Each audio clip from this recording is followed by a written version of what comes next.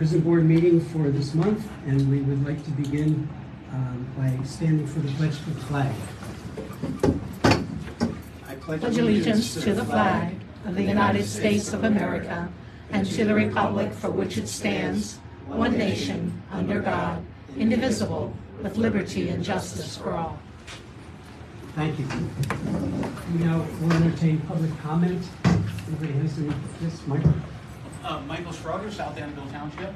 I want to follow up on a comment that Beth Aminoff made at the last prison board meeting, asking that as each of the presenters goes around, that they offer just a brief summary of what the reports are. That's one comment.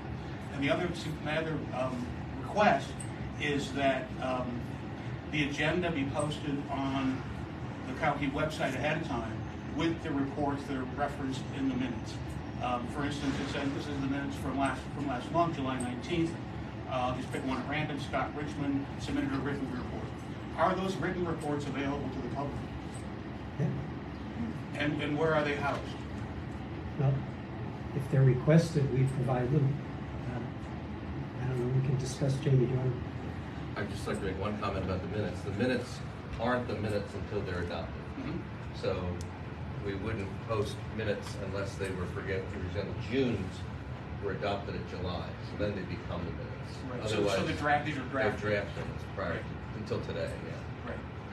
So But the reports associated with these minutes, are those accessible to the public? mm-hmm. Yeah. And where are they housed? Well, they're provided to each board member and they'd be available upon request. Upon request, so they're not housed on the website? I don't believe they are. Not, if you didn't see them, they're not. So. Okay. I would like to request that they be made available on the website so that the public at large can access them. Thank you. Thank you.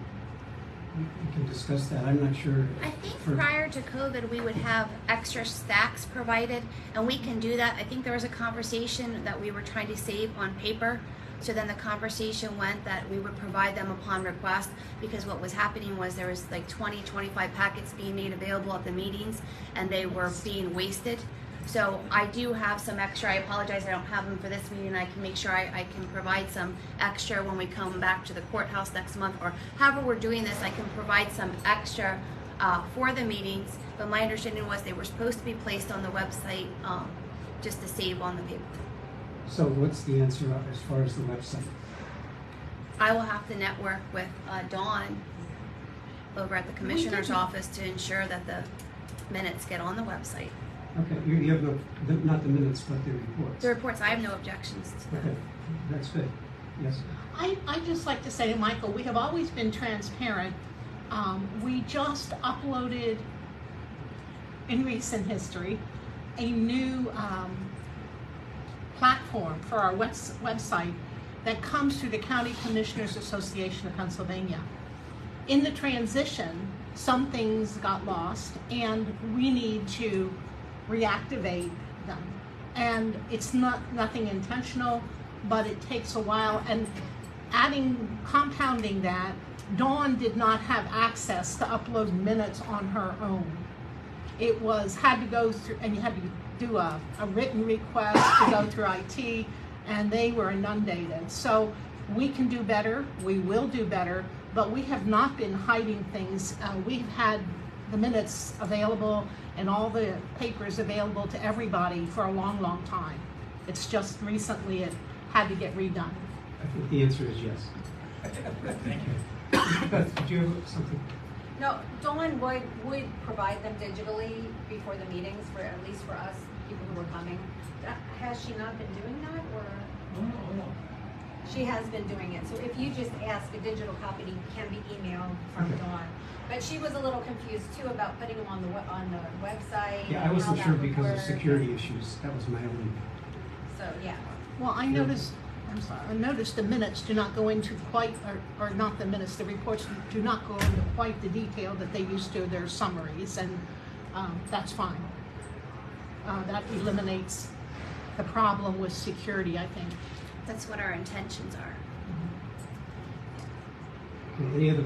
Yes.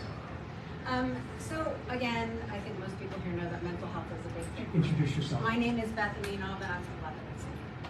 And both from different angles, I have two points or two questions to ask.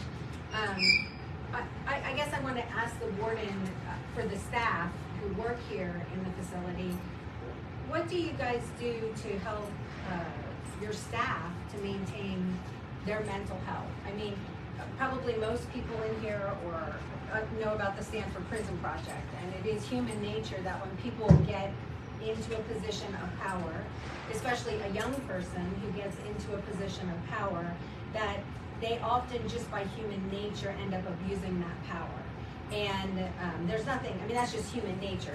We've all had bosses who are like tyrants, right? It happens when somebody gets in power. And I'm just wondering, and I'm sure it's stressful working here in the facility, and there's things that you have to deal with if somebody's throwing urine or feces or whatever at you, and that has to be super stressful. Is there something you do to help maintain the mental health of your staff?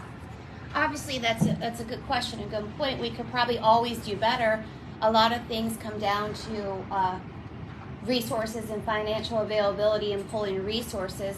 So in our academy here that we run, when we onboard a new correctional officer, we do run classes in that academy such as stress management, trauma-informed care, and classes such as that. And then we just recently promoted a new director of training, Ed Potter. We have to run annual classes throughout the year to keep staff fresh and up to date on policy and procedure.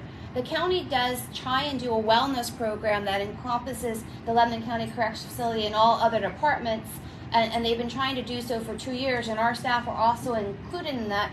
The hard part about their wellness program is that our staff are not in the position to be able to go over for a chair massage or to participate in some of the activities because they don't get an off-site lunch, or after somebody works a midnight to 8 shift, they're just not going to make it a priority to get over and take care of that. I think some of the folks in the Wellness Committee noted that they've been in conversations with us to see what items are doing in the Wellness Committee could they bring in-house, but again, that's probably just going to be able to work for the staff that's on site at the time that they bring it.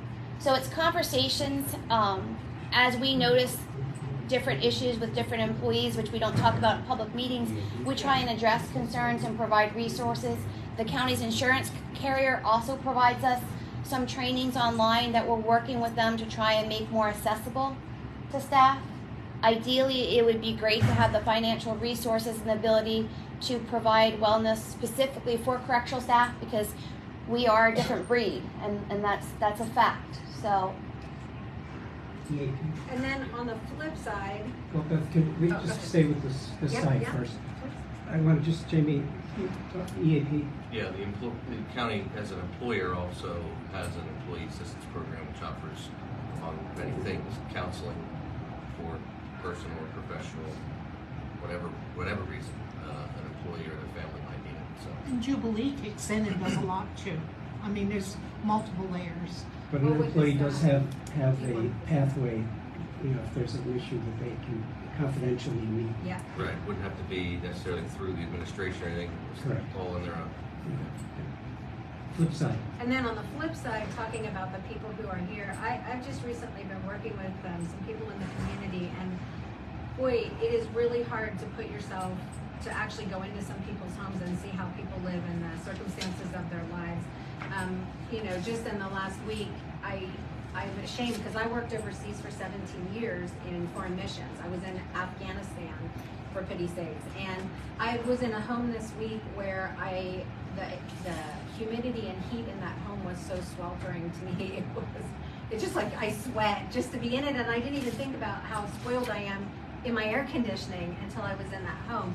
And so as I'm working with these individuals with mental health issues, you know, we all know, all of us here understand that as an adult, they have to mitigate their own health issues. And when you have mental health things going on, they don't realize it, and they don't seek out help, or they don't have the wherewithal to seek out help on their own. And why this is important in this meeting is it really has occurred to me that for a lot of people, this is ground zero. Like, they get, like last time Tom said that there's 51% of the people who are in this facility have some sort of a mental health issue, and once they get here, they're able to really, they can't, it's not that they have to, do they still have to ask? Like, how much in control are they, or do you notice things and send them to med? Like, how does that work here? Is it still like HIPAA? Like, No. If we're talking in generality, as a covered entity, we do an intake on every individual who comes in within the first 4 hours, covering a lot. It takes about 15 to 30 minutes to complete it. It goes into their medical history as well as any medical health treatment, medication verification. It's important for us to get as good of a snapshot on the way in so that we have the ability to know what we have to deal with while the patient is here. That will also include asking for identification of outside providers so that we can attempt to get records, again, to fill out that picture. Part of the process has a mental health depression screening for each patient. There's a suicide screening. As I mentioned, we ask about past treatment. And every intake ends with asking each patient if they think they'd benefit from seeing a mental health counselor. If they can say yes, they are put on to see the mental health clinician next available spot. And they're also educated on the sick call process. So if they do have a need that arises later, or they didn't feel like being too talkative during the intake process, they know how to reach out and get that help that they need. so what if I came in and I said, I didn't say I had a mental health problem? Yeah. Like, I'm in denial. I'm in denial of my own situation.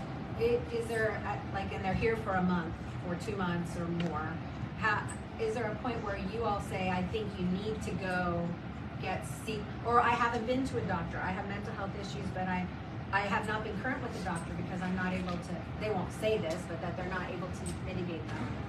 In the first instance where they don't identify anything, in addition to the intake process, everyone undergoes a 14-day physical for a medical review, as well as within the first 14 days, a mental health assessment. So they will be seen by a mental health clinician, typically within the first week of arriving in the facility, but no later than in the second. So if they don't identify, we still try and have that opportunity for them to self-identify. A lot of the questions asked will automatically set triggers. Like if they identify a brain trauma at some point in their life, that'll automatically get them online to see a mental health provider. If they identify certain medications that they take, and we know that those are psychotropic medications. If they identify certain providers. So there are other mechanisms than just self-reporting that will identify the need. In addition, if someone truly has a mental health problem, it's very unlikely that they're going to get better while incarcerated without care. And if they're not getting better, they're going to decompensate. And then when that decompensation happens, then the warden staff is trained. If you see something change, bring it to medical's attention. So there's a way that they will identify that there's something else going on. We may think it's mental health at times. Oftentimes we find out that someone's suffering from, say, like a urinary tract infection, which can present the same symptomology as either a mental health issue or dementia issue. So there are a lot of safety nets to catch people while they're in here. There's a lot of people see the individuals, but of course we're dependent on self-reporting to some certain extent. And then, so you catch something and you maybe get somebody treatment while they're here, and say they weren't with a doctor outside, is there some way that you facilitate them moving continuation of care from you, or that's not what you do here? No, yeah, we will certainly try and facilitate that. Unfortunately, one of the sad truths is in county correctional facilities, we have a lot of individuals who are here just because they have mental health illness, and there's nowhere in the community to take them for a safe environment. Family is either non-existent, or because of what they've dealt with for years, they're not willing to help. A lot of the community resources are full to capacity on their own, but then when you approach them with someone who may have some violent tendencies or had criminal charges, it becomes very difficult to have them accepted. We have someone here that we've been trying to get placed for literally months. Do you go out of state if you have to? Or are you not able? Well, generally, no. This is important stuff. I understand, but I heard you guys talk about your budget for the community, the county budget for mental health, and how it was a lot of money, more than the state's giving to you guys, as I understand, the county for mental health. Okay. And if some people could get on a better road here while they're here through because they didn't initiate it on their own, it would be so much better for the county as a whole if we started them out in a way that's why I'm asking, because I think for the county as a whole, this could be ground zero for a lot of people, and we hopefully we could just, stop the revolving door. Isn't the key issue here is are there obstacles for someone accessing mental health or healthcare in general when they arrive at the Lebanon Correctional Facility compared to if they were living on the streets? I would say I don't think there is any barriers. As a matter of fact, based on the initial assessment, I'd argue they have probably a better chance of accessing that care or identifying some. By the standards we operate, promulgated by the National Commission on Correctional Health Care, the very first standard is access to care. You have to have a program in place that does not create any barriers for access to care. I would indicate that if someone came in here and had the need to see a psychiatrist, first of all, if they come in on verified medications for a psychotropic, they'll have that medication within 12 hours. We'll call 24/7 our providers to ensure there is a continuation of that medication so they can have this. But if they need to see a psychiatrist, it will happen.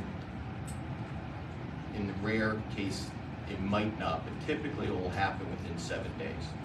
And I would hazard anyone here to make a phone call in the community to a private psychiatry office and say, I need to see a psychiatrist, and see if you can get in 7 days.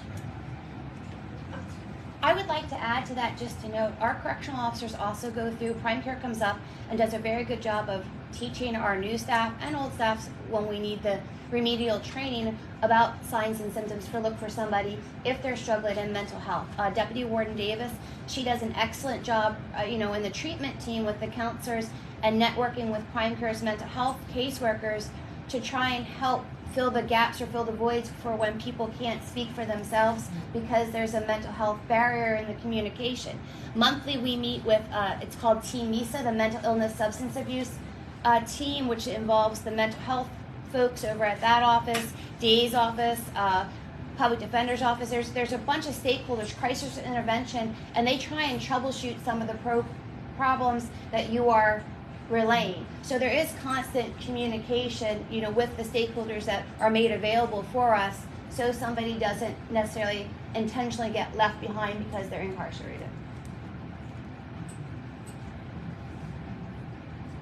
I'll seek approval of the minutes of our July 19th meeting. Make that motion. Second. It's been moved and seconded. Any additions, deletions, or corrections, or comments? Hearing none, all in favor of the motion, please indicate by saying aye. Aye. Opposed, same sign, so moved. Reports from departments, beginning with the warden. Hi, just some additions. I did send an email, but just to make everybody available, we were being funded by PCCD for a Vivitrol program. That funding is coming to the end of September. Our data with working with Prime Care and the treatment staff, Vivitrol program was exceptional in 2019. As treatment has progressed and we're now looking at the medical assistant maintenance program in the facility, the Vivitrol program is kind of becoming obsolete. So the funding actually wouldn't support the need. 2022, we had one individual that was actually had the Vivitrol shot. 2023, to date, we only had one individual.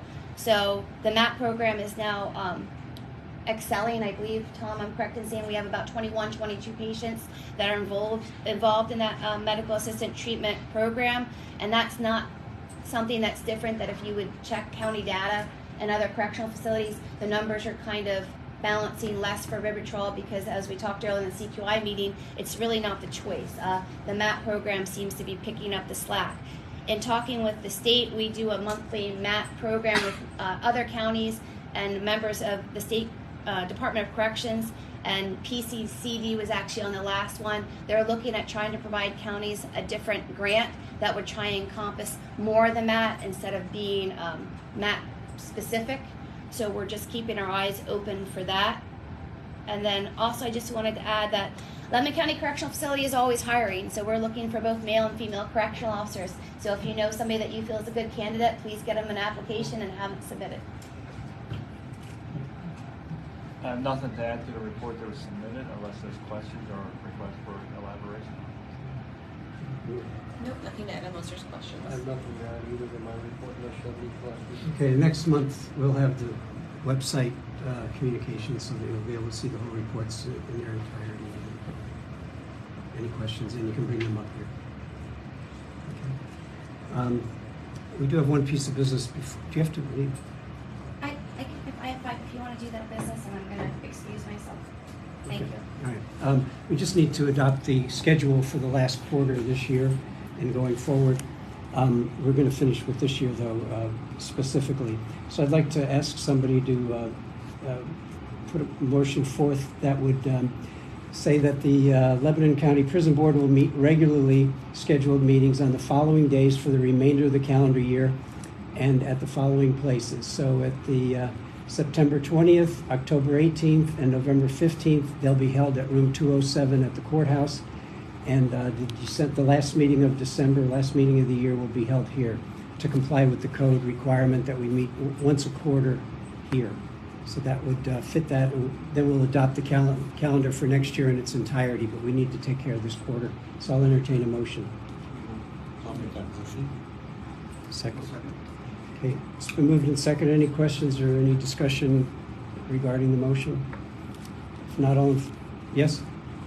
Well, if it's held at the, one of the things I loved about meeting here is that all the staff can be here. Is it, I don't, it's just been so nice to have all the staff here from the prison. Will it still be the same way at the courthouse? It will be the same way.